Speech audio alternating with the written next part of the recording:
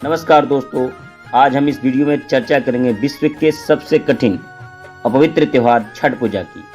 तो प्रेम से बोलिए छठी मैया की जय। छठ पूजा, जिसका नाम मात्र सुनने से एक अजीब सी फीलिंग आती है। छठ के समय टिकट मिले ना मिले, चाहे जाना पड़े जर्नल में, घर जाएंगे क्योंकि माँ ने रखा है व्रत। और साथ में चाचा चाची, दादा दादी, फुआ फूफा, मौसा मौसी मेरा इंतजार कर रही है कि बाबू फलना जगह से आ रहा है। साथ में उन दोस्तों से मुलाकात हो जाएगी जो मेरी तरह रोजी रोटी के चक्कर में शहर रहते हैं और गांव में सिर्फ छठ पूजा करने के लिए आए हैं। सो छठ पूजा एक धार्मिक अनुष्ठान के साथ साथ प्रेम और भाईचारे का प्रतीक है। छठ पूजा आमतौर पर उत्तर भारत में बिहार, झारखंड, पूर्वी उत्तर प्रदेश और नेपाल के तराई क्षेत्रों में मनाया जाने वाला पर्व है। यह पर्व सूर्य देवता और छठी मैया की पूजा अर्चना के लिए समर्पित है। छठ पूजा मुख्य रूप से परिवार के सुख समृद्धि, आरोग्य और संतान की लंबी आयु के लिए की जाती है। इस बार की छठ पूजा यानी आज से 5 नवंबर मंगलवार नहा खास से शुरू हो रही है। खरना 6 नवंबर बुधवार को होगा। संध्या अर्घ 7 नवंबर को डाली जाएगी और सुबह का अर्घ यानी पारण 8 नवंबर शुक्रवार को होगा।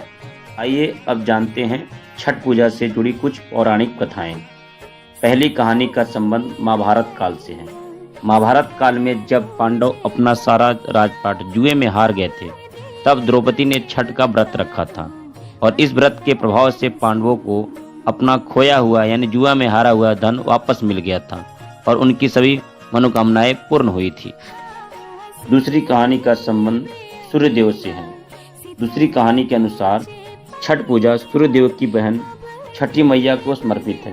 कहते हैं कि सृष्टि के आरंभ में जब ब्रह्मा जी सृष्टि की रचना की, तब जीवन का विकास करने के लिए उन्होंने देवी षष्ठी की पूजा की, जो जीवन और संतानों की रक्षा करती है। उन्हें मातृ देवी भी कहा जाता है और ऐसा माना जाता है कि वे भक्तों की सभी इच्छाओं को पूर्ण करते हैं। तीसरी कहानी का संबंध रामायण काल से है।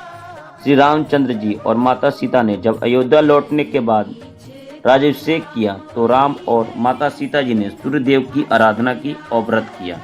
इस व्रत में उन्होंने सूर्यदेव को अर्घ्य दिया, जिसे आज छठ पूजा के रूप में मनाया जाता है। छठ पूजा के महत्व के बारे में जानते हैं। छठ पूजा में व्रतधारी लगातार 36 घंटों का उपवास रखते हैं, जिसमें जल तक ग्रहण नहीं किया जाता। यह पर्व विशेष रूप से सूर्य देवता को समर्पित है। इस पूजा में सूर्यास्त और सूर्योदय दोनों के समय अर्घ्य देने का विशेष महत्व है और व्रतधारी किसी नदी, तालाब या किसी अन्य जलाशय के किनारे एकत्र होकर पूजा करते हैं। यदि हम छठ पूजा के अनुष्ठान के बारे में बात करें तो छठ पूजा 4 दिनों का त्यौहार होता है, जिसमें कई अनुष्ठान किए जाते हैं। पहला दिन नहा खा का होता है। इस दिन व्रतधारी गंगा नदी में या किसी अन्य पवित्र जलाशय में स्नान करते हैं और घी में बने लौकी, चने की दाल की सब्जी और चावल का भोजन करते हैं।